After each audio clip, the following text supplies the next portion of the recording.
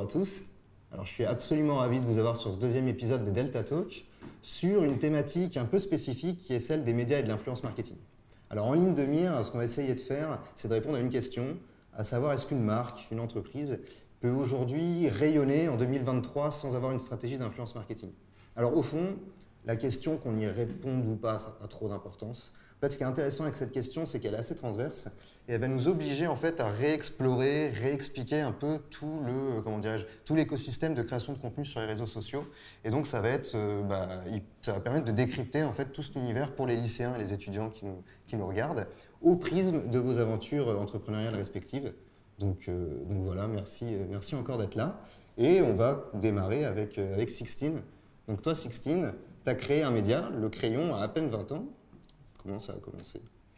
Donc moi, à la base, je suis passionnée de politique. Et c'est vrai qu'à l'époque, quand j'étais au lycée français de Lausanne en Suisse, les seules personnes avec lesquelles je pouvais en parler, c'était mes professeurs. Donc je me suis dit, il faut créer un média qui parle aux jeunes. Donc j'en ai parlé à mon frère Valorant qui fait de l'entrepreneuriat depuis pas mal d'années maintenant. Et donc on a jumelé deux idées qui étaient de faire un média de débat qui est neutre politiquement pour les jeunes. Donc ensuite, il y a Antonin et Jules, donc nos deux autres associés qui nous ont rejoints. On a monté Le Crayon et puis maintenant, ça fait 3 ans qu'on est sur YouTube et tous les réseaux sociaux. Et puis voilà, on fait des bons débats de fond, on reçoit tout type de personnalités. On essaie de travailler très dur pour rester neutre, en tout cas montrer qu'on est profondément neutre et c'est pas évident. Surtout quand les extrêmes sont autant présents dans les commentaires et s'acharnent beaucoup là-dessus. Mais non, franchement c'est assez génial. Puis on a monté à côté 2 agences pour pouvoir développer tout ça en même temps, donc c'était plutôt pas mal. Ok, donc c'est tout format long YouTube Format long sur YouTube et puis des extraits sur les réseaux. Ok, ça marche. Et comment vous faites pour sourcer un peu vos différents intervenants, arrêter on a une équipe qui travaille dessus et puis soit on définit un sujet et on pense à quels intervenants seraient captivants, soit à l'inverse, on prend l'intervenant qu'on veut vraiment recevoir et on essaie de trouver un sujet par rapport à ça. Okay. Il n'y a vraiment pas de règle là-dessus. Ça marche, canon. Et si vous voulez, on continue les présentations dans l'ordre de la table. Clarisse, je te laisse te présenter. Du coup, Clarisse Castan, je suis en charge de toute la partie communication digitale, influence, célébrité et VIP pour le groupe Accor. Et pour les plus de 40 marques du groupe Accor, ça va de l'économie à l'ultra-luxe, en passant par le lifestyle. Donc beaucoup de sujets, 5300 hôtels, 110 pays. À travers le monde et c'est assez excitant et il y a aussi un côté entrepreneurial malgré le fait que je suis dans un grand paquebot parce que ce département il a été créé vraiment from scratch. Ouais. Toi tu avais commencé à travailler sur All, enfin comment dirais-je ? Ouais, en fait, moi je suis rentrée dans le groupe Accor il y a 6 ans. J'étais un baby, je suis rentrée par la petite porte en postant sur le site internet. J'étais junior, après je travaillais sur des projets transverses pour le groupe, donc j'ai été repérée par la direction. Je suis devenue directrice de cabinet. J'ai donc bossé notamment sur le lancement de All, qui est aujourd'hui la plateforme commerciale du groupe Accor, qui rassemble les 5300 hôtels et les 40 marques du groupe, et aussi le programme de fidélité. Accor, en soi, on garde vraiment sur la partie recrutement, corporate et investisseurs, et All, c'est notre marque B2C. Et donc, j'ai travaillé sur le lancement de cette marque, et après avoir lancé cette marque, et après le confinement, j'ai vraiment créé le département communication digitale et le pôle influence, qui était un sujet complètement nouveau pour le groupe. Parce qu'il y a eu un vrai switch pour beaucoup de boîtes pendant le Covid sur les réseaux sociaux qui ont pris une ampleur énorme puisque c'était le seul moyen de garder en fait contact avec nos communautés et nos clients. Ok. Et concrètement, donc le pôle influence chez Accor, qu'est-ce que tu fais au quotidien ?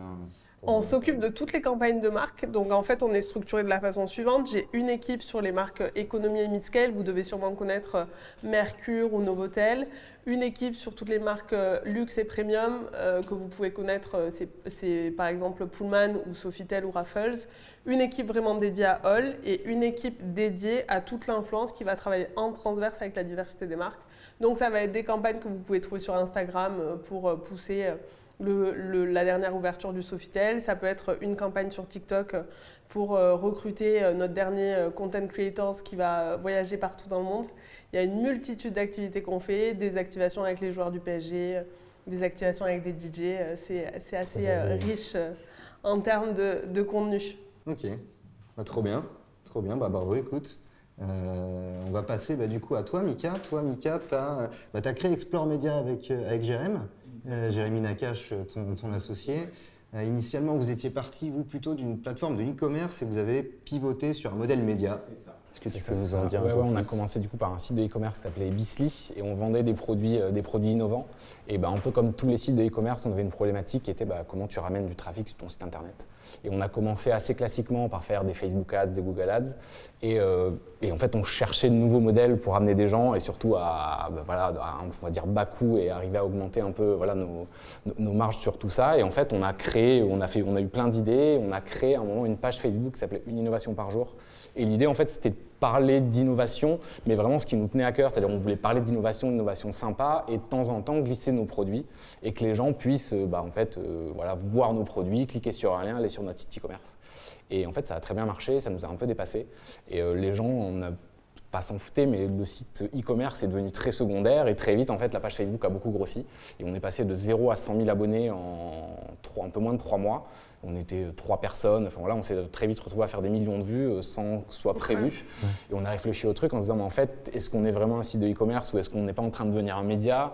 Et on a continué les deux plateformes en parallèle. Et au bout d'un moment, pour se dire, en fait, non, ce qui est le plus rigolo pour nous, c'est vraiment de devenir un média, quoi. C'est là où c'est le plus marrant, c'est ce qu'on veut faire et c'est là où notre passion, en fait. On a trouvé vraiment cette passion, c'est un peu un hasard, en fait. On a commencé, on est tombé dedans. Moi, je suis ingénieur. Aucun rien rapport, à voir, rien à voir. Tu vois, je n'étais pas du tout destiné à faire du média et faire ce que je fais aujourd'hui, mais je suis ravi, quoi. C'est vraiment le beau hasard. Et maintenant, on a un média qui s'appelle Explore Media. Félicitations. Merci. Félicitations. Du coup, on va enchaîner sur toi. L'idée, en fait, là, on va un peu plus rentrer dans qu'est-ce qu'un média, qu'est-ce que l'influence marketing, et toujours dans cette idée-là de décrypter, en fait, pour les étudiants. Du coup, alors, Explore, vous êtes média dans l'edutainment. Comment ça marche? Pourquoi vous créez du contenu? Comment vous le créez? On est edutainment. Donc, pour ceux qui ne savent pas, en gros, edutainment, c'est on fait des contenus à caractère éducatif. Donc, en gros, l'idée, c'est que les gens apprennent des choses quand ils regardent nos contenus. Donc, quand on regarde un contenu court, un contenu long, on ressort toujours avec un petit apprentissage. L'idée, c'est on ressort un petit peu plus intelligent quand on regarde nos contenus. Et donc, on fait ces contenus-là. On est présent sur un peu toutes les plateformes maintenant. Et on fait, tu disais, des contenus courts. On fait, nous, des contenus courts aussi et des contenus longs sur Facebook, TikTok, YouTube, Instagram, tout ce qui peut être produit. Et maintenant, on est une trentaine de personnes on travaille là-dessus sur toutes les plateformes. Est-ce que tu peux un peu nous expliquer du coup comment marche un média typiquement quand on parle d'annonceurs? Qu'est-ce que c'est? Pourquoi ils vous commandent des vidéos? Oui, bien sûr. En termes de modèle économique, on a un modèle qui est double. Donc, on a une partie où on va co-créer du contenu avec des marques. Donc, c'est ce qu'on appelle nous le brand content. Et on va travailler avec des marques et on va les accompagner sur des créations de contenu qu'on va diffuser sur nos plateformes, donc sur toutes nos pages. Et donc ça, c'est on est payé pour ça et c'est une partie de notre rémunération. Et la deuxième, c'est la rémunération des plateformes, à savoir, je pense qu'un peu tout le monde est un peu maintenant au courant de ce fonctionnement-là. Quand un annonceur met une publicité sur une vidéo, typiquement sur une vidéo YouTube, l'argent qui est dépensé par l'annonceur sur cette vidéo, en fait, est partagé entre, il y a YouTube qui prend 50% du revenu et le créateur de la vidéo qui prend 50% du revenu. Et du coup, nous aussi, on a cette partie-là où on a sur toutes les vues qu'on fait tous les jours, on récupère une petite partie de l'argent dépensé par les annonceurs sur les publicités. Ok. Donc, c'est deux gros modèles, si on schématise, c'est ça. Ça marche. Et tu as des petits exemples de vidéos typiquement De vidéos, ouais, bien sûr. Là, par exemple, la vidéo qu'on va sortir, je dis pas ce jeudi-là, c'est pourquoi il y a autant de distributeurs automatiques au Japon. C'est le pays au monde où il y a le plus de distributeurs automatiques par habitant. Et en fait, il y a plein de raisons. Il y a des raisons culturelles, il y a des raisons économiques, il y a des raisons historiques. Et en fait, on va décrypter un peu ça et essayer d'expliquer aux gens pourquoi il y a autant de distributeurs. Hier, on a traité un contenu qui était sur un gilet airbag pour motards. Et en fait, c'est une petite innovation qui permet de protéger les motards quand ils font de la moto. Est-ce qu'on est aussi revenu un peu au mythe d'Adam et Ève, qui était est-ce que vraiment 2 personnes peuvent repeupler la planète, et en partant vraiment sur des bases un peu scientifiques, et en fait, qu'est-ce qui se passe vraiment si on prend 2 personnes et qu'on leur dit on faut repeupler la planète, est-ce que vraiment c'est possible ou pas? Et voilà, c'est un peu ces thématiques-là assez larges et on va vraiment tout traiter. C'est possible ou pas? Ouais, c'est possible. Ouais, c'est possible. Tu as une dépression à passer, il y a un petit moment à passer, mais c'est complètement possible. Donc ça a déjà été fait, même sur certaines îles, ça a été fait. c'est Donc les possible. frères et sœurs se reproduisaient entre eux. Ouais, tu as une ok, petite d'accord. partie un peu complexe. Il y a ouais. quelques générations qui souffrent un peu, mais une fois qu'on a passé cette dépression-là, ça va mieux, ouais. Donc il faut arriver à le passer, mais ouais, c'est possible. Donc, voilà. Pour ceux qui se posent la question, une question somme toute très importante, c'est possible. Ok. C'est possible. Donc voilà, donc c'est très très vaste les thématiques qu'on va traiter. Et on fait vraiment voilà, de l'éducation, et l'éducation peut toucher la politique, la géographie, l'histoire. Tous les sujets. Ouais, franchement, l'innovation, la découverte. On peut aussi parler de voyage, on peut parler de, enfin vraiment. Super. Et donc vous avez des équipes de créateurs, monteurs, etc. et des équipes de journalistes pour aller un peu diguer les sujets. Donc on est 30 et si on schématise, on a une quinzaine de personnes, un peu plus, qui travaillent, une vingtaine de personnes qui travaillent sur la production pure vidéo. Et après, on a une dizaine de personnes qui travaillent vraiment sur la partie, on va dire, plus partenariat de marque, commercial, gestion de projet, marketing, tout ça. Ok. Et donc la partie partenariat de marque, l'annonceur, typiquement, il vient avec vous avec un sujet en tête, une idée très précise ou... Ouais, avec un brief. Et en fait, notre expertise, en fait, c'est comment on va créer le contenu le plus pertinent pour la marque et comment on peut faire un contenu, en fait, toujours avec notre ADN, c'est-à-dire un contenu qui va être intéressant et que les gens vont vouloir voir. En fait, l'idée, c'est pas de faire un pré-roll où les gens prennent 15 secondes de publicité non skippable et qui sont pas du tout intéressants. Là, l'idée, c'est que on reste sur notre promesse, c'est tu regardes notre contenu, tu vas apprendre quelque chose. Et donc, on accompagne un peu les marques là-dessus. Et notre expertise, c'est vraiment ça. C'est comment on fait un contenu intéressant sur un sujet qui, au départ, peut paraître un peu aride, un peu complexe. Comment on le vulgarise, comment on le rend un peu sexy, en fait. Et comment on le rend intéressant. Et ça, par plateforme. C'est-à-dire qu'on ne traite pas un sujet de la même façon sur TikTok que sur Instagram, que sur YouTube. Et on va décliner le sujet. Et voilà, c'est un peu ce qu'on fait tous les jours. Ok, top. Merci. En tout cas, je pense que ça donne une bonne vision à quelqu'un de l'extérieur sur comment fonctionne un média et ce qu'il fait au quotidien. Et du coup, ça m'amène à te poser un peu la même question, plus sur ton univers, Clarisse. Comment t'expliquerais l'influence marketing à un lycéen, un étudiant ou quelqu'un de totalement novice qui ne sait pas ce que c'est? L'influence marketing, pour moi, c'est vraiment l'évolution de la publicité. Et il y a une dimension qui est hyper importante, c'est l'humain.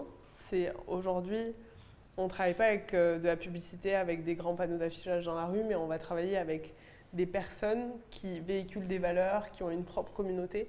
Et donc c'est ça, pour moi, et dans tout ce qu'on a effectué avec nos marques, qu'on met vraiment au cœur, c'est des valeurs qui sont en phase avec l'ADN de nos marques.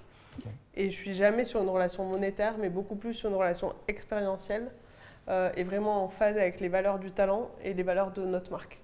Donc c'est vraiment de se dire que c'est le moyen d'amplifier certains messages, de donner de la visibilité à certaines de nos marques, à certaines de nos nouveautés, mais toujours en gardant l'humain au cœur de tout ce qu'on entreprend, puisque c'est des talents en fait qu'on active. Ouais. Et est-ce que tu as une typologie, un type d'influenceur fonction des marques, d'accord ? Oui, bien sûr. En fonction des objectifs qu'on va avoir, en fonction des audiences qu'on va avoir par marque, on va cibler les influenceurs. Donc on a des outils comme Tracker qui nous permettent de savoir quelles sont les audiences, en termes d'âge, en termes de marché, en fonction des intérêts aussi de la marque qu'on va avoir. Donc c'est effectivement ce qu'on va regarder et c'est toute la partie quantique qui est relativement importante. Mais j'accorde aussi beaucoup d'importance au quali en fonction des contenus qu'ils vont partager sur leur réseau. Et il y a certains profils comme des profils télé-réalité avec qui je ne travaille pas du tout pour aucune de nos marques. Et juste, c'est quoi l'outil que tu as cité ? Tracker. Tracker, ok. Ouais. Et qui te permet de voir… Exactement, en fait, qui te permet, tu rentres un profil, ça va te donner les audiences qu'ils ont en fonction des pays, les intérêts que la communauté a, et c'est hyper canon parce que ça te permet… je te partagerai si tu veux des exemples de profils. Ok. Très cool. Je connaissais pas du tout. C'est hyper important pour nous d'avoir cette data. J'imagine, c'est ultra important. Et ça nous permet aussi, c'est le même outil qui nous permet aussi de traquer en fait les performances avec les influenceurs quand on active sur les campagnes. Okay. Ça donne les chiffres derrière. Je suis très curieux. Avec plaisir, avec plaisir. Et du coup, alors question un peu idiote, mais ça donne quoi une campagne d'influence pour Accor ? Typiquement, je sais pas, une campagne M-Galerie, le mec il va se filmer dans une chambre ou petit-déj, qu'est-ce qui se passe ? Ça dépend ce qu'on va vouloir faire, mais effectivement, si c'est la mise en avant d'un hôtel ou l'ouverture d'un hôtel, vous avez sûrement entendu parler du Sceau Paris, qui est un nouvel hôtel qu'on a ouvert dans le Marais. en septembre. L'idée, c'était vraiment d'activer une diversité d'influenceurs sur la partie travel, mais aussi sur la partie fashion, parce que c'est important aussi pour cet hôtel-là. Ça va aussi être des acteurs, des actrices. Et effectivement, c'est de mettre en avant à la fois la partie hôtelière, donc vraiment, ils vont montrer la chambre, etc., mais aussi la partie restaurant, la partie sport, et la partie, on a un club, et on a aussi un bar avec une vue 360 sur Paris qui est assez incroyable. Donc c'était aussi d'activer des influenceurs pour montrer que c'était un nouvel hôtel, qu'on était prêt à accueillir aussi les voyageurs du monde entier, mais aussi les locaux quand ils voulaient avoir un verre avec une vue incroyable sur Paris. Ok, trop bien. Voilà. Ça marche, c'est hyper clair en tout cas. Et du coup, ça nous amène à toi, Sixtine. On a commencé par parler médias avec Mika, on a parlé influence marketing avec Clarisse. Toi, ce qui est hyper intéressant, c'est que tu as commencé, comme tu le disais, à créer un média, le Crayon. Ensuite, tu as créé le surligneur, le pinceau. Le surligneur étant une agence d'influence marketing. Donc toi, les deux univers... C'est le pinceau. Ah merde, et autant pour moi, c'est le pinceau. Les deux, donc influence marketing, donc toi tu maîtrises très bien les deux univers. Donc question un peu technique là du coup de la section.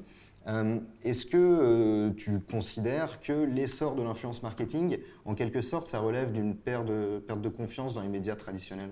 Oui, puis surtout tu ne mets pas aujourd'hui en avant, tu vas mettre une marque ou une entreprise en avant que via les médias.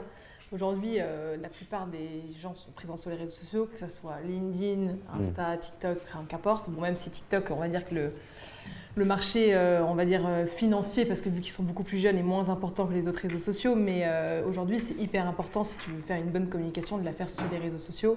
Les médias, c'est important, mais ça n'a pas la même valeur ajoutée, tu ne touches pas la même cible. Et surtout, pour moi, les médias t'apportent peut-être plus de crédibilité qu'à la fin de leads commerciaux, là où les réseaux sociaux, comme tu touches des niches beaucoup plus spécifiques, avec des gens, comme tu le disais, qui véhiculent des bonnes valeurs, ou en tout cas quand c'est bien fait, avec une bonne campagne d'influence, des bons messages et une bonne stratégie, pour moi, ça a beaucoup plus d'impact que les médias aujourd'hui, sauf si évidemment tu me parles de TF1, d'M6, bien sûr. Mais en tout cas, un média équivalent en termes de vues ou d'abonnés à quelqu'un sur un réseau social, pour moi, la personne qui est sur un réseau social aura beaucoup plus d'impact sur les gens que le média en question. Okay. Et puis moi-même, en tant que créatrice de contenu qui a pas mal d'abonnés sur les réseaux, je vois bien la force que c'est d'avoir une communauté qui te suit et qui est engagée, qu'importe ce que tu véhicules, et c'est quand même beaucoup plus fort qu'un média. Enfin, évidemment, ça dépend de la taille, mais en termes de qualité de profil qui te suit, on va dire que c'est plus intéressant pour une marque. Ouais. Donc en gros, si je récapitule, le média c'est de la notoriété. Les deux sont utiles, mais ça n'a pas le même objectif à la fin. Les deux apportent crédibilité, visibilité et leads commerciaux, mais c'est juste, ça dépend à la fin quelle cible tu vises, si tu es plutôt B2B ou B2C, ou B2B, B2C, enfin B2B, B2C, enfin bref, on s'est compris. Ça dépend un peu, mais les deux sont utiles, c'est juste que tu ne les utilises pas de la même manière. Ok, c'est tout. Ça marche. Enfin, pas pour les mêmes résultats. Et du coup, si on parle un peu du pinceau, comment vous fonctionnez? C'est quoi un peu votre métier? Donc, le pinceau, c'est principalement mon associé Jules qui gère ça, mais en gros, c'est toutes les actions coup de poing pour mettre en avant une marque ou une entreprise donc sur les réseaux, avec des campagnes avec des influenceurs. On l'a beaucoup fait sur LinkedIn. On a fait la plus grosse campagne LinkedIn pour le projet Stop Hiccup contre Total. Et donc, c'est assez marrant de voir que même sur LinkedIn, ça a un impact énorme, finalement, les créateurs de contenu de plus en plus. Et donc, c'est vrai que oui, aujourd'hui, en fait, comme on a le prisme d'être nous-mêmes créateurs de contenu, d'avoir aussi ce côté agence et en même temps ce côté média, on a un peu les trois rôles, ce qui fait qu'on arrive très bien à bien calibrer une campagne à chaque fois parce qu'on a vécu un peu les trois situations possibles, quoi. Ok. Et un peu même question qu'à Clarisse, enfin même si c'est ton associé, tu me disais, qui s'occupait du pinceau, comment vous sourcez, vous, les influenceurs? Aujourd'hui, la plupart, ce sont des gens qu'on connaît, qu'on a rencontrés via l'écosystème, que ce soit des entrepreneurs, des créateurs de contenu, voyage, humour, entrepreneuriat, business, on a vraiment de tout par le réseau qu'on s'est fait aujourd'hui. Donc souvent, c'est que des gens principalement qu'on connaît ou au moins de vues avec lesquels on travaille. Parce que justement, on les connaît bien et on sait que ce sont des bons profils et que leur communauté est assez engagée. On ne prend jamais des gens au pif qu'on ne connaît pas. Ou alors on pourrait, mais c'est vrai qu'on fait souvent travailler des gens qu'on connaît parce qu'on sait bien ce qu'ils valent sur le terrain. Et du coup, vous créez une rencontre avec la marque pour qu'il y ait un fit ou... Oui, exactement. Ça dépend. Il y a les deux. Vraiment, il y a eu les deux. On continue un peu sur ce point de l'essor de l'influence marketing et on peut revenir à toi, Clarisse. Aujourd'hui, concrètement, ça représente quoi? Enfin, quel est le poids de l'influence marketing dans la stratégie d'Accor? Et d'une manière générale, est-ce que cet essor, on le constate aussi dans le secteur de l'hôtellerie d'une manière générale, quoi. L'influence, c'est vraiment un sujet qui a pris une ampleur sur toutes les industries, sur le travel, mais pas que. Je pense que vous le voyez notamment beaucoup sur l'univers du luxe aussi et des maisons. Et c'est aussi un des secteurs qui nous inspire beaucoup. Comme je le disais, ça a été clé pour nous quand il y a eu le confinement. On a vraiment travaillé avec des influenceurs et on a mis en place notamment une campagne qu'on a appelée All at Home, où on faisait en fait du contenu tous les jours unique et exclusif, et aussi des lives avec des influenceurs ou des célébrités ou des sportifs. Ça pouvait être des cours de cuisine avec un Pierre Sang, des FaceTime avec Kylian Mbappé, des lives de DJ, etc. Donc c'est quelque chose qui a commencé vraiment à prendre énormément d'ampleur pendant le confinement et qui a complètement continué.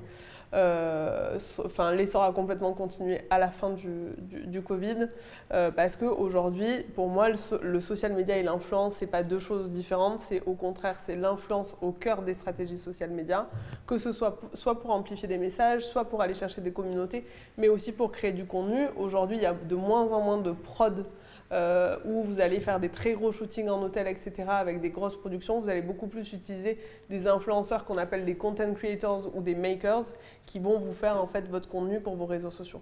Donc l'essor de l'influence est bien là. Il y a plein de choses qui se passent. L'industrie est énorme.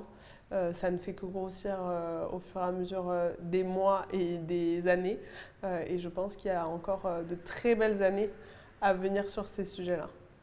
Ok, très clair.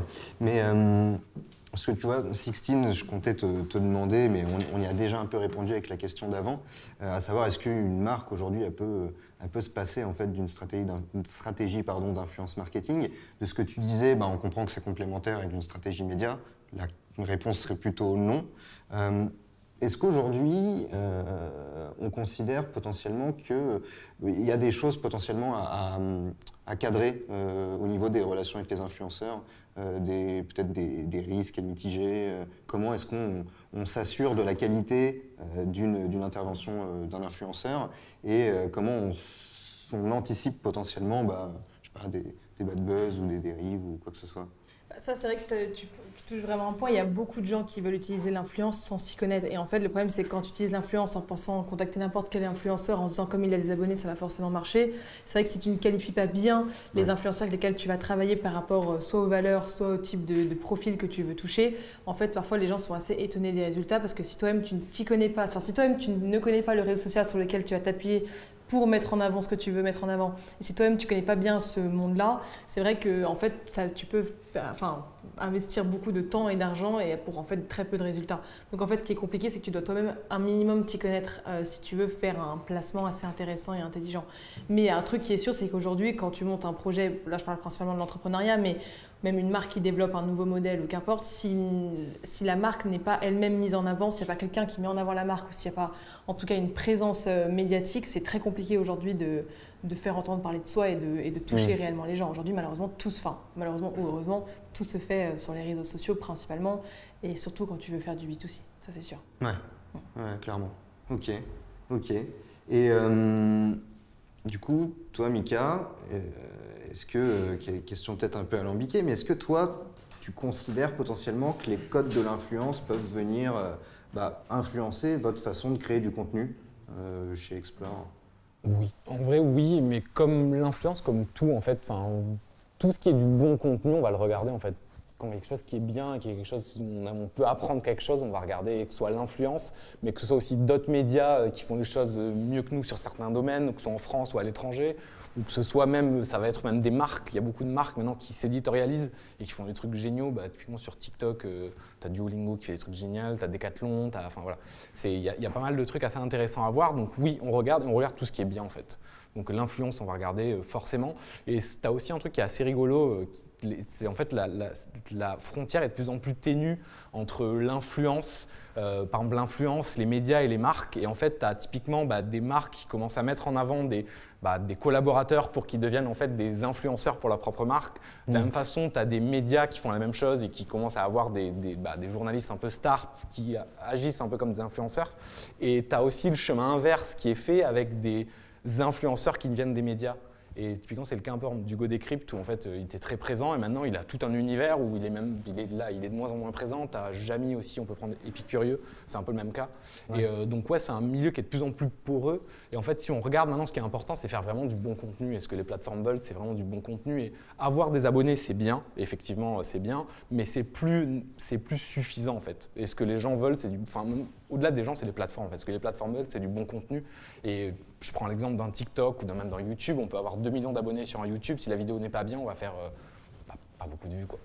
Donc voilà, donc tu as vraiment ce truc-là. Donc oui, on regarde clairement, on regarde ce qui est fait. Ouais. Mais c'est peut-être ça en fait qu'on peut retenir, à savoir que la problématique initiale, j'ai envie de dire, d'opposer médias et influence marketing est peut-être un peu bancale. Au final, ce qu'on retient, c'est qu'effectivement, il y a une porosité. Effectivement, l'influenceur va devenir un média. Et les contenus vont tous s'adapter. Ce truc-là, on est tous un peu créateurs de contenu et voilà, notre objectif, créer du contenu, créer du bon contenu. Voilà, modulo, quelques spécificités, effectivement, forcément. Mais ouais, dans l'ensemble, je suis assez d'accord avec ça. Ouais. Ok, très bien. Est-ce qu'il y a un mot de la fin que vous voudriez ajouter pour clore notre sujet par rapport à l'influence marketing et son impact sur la visibilité d'une marque ? À avoir au quotidien parce que du coup c'est des valeurs et c'est aussi un rapport à la personne et aussi à ses actualités. Donc il faut être très connecté. De toute façon, tout évolue à la minute, voire à la seconde en social media et c'est exactement la même chose avec l'influence. C'est pour ça d'ailleurs que ça marche aussi bien.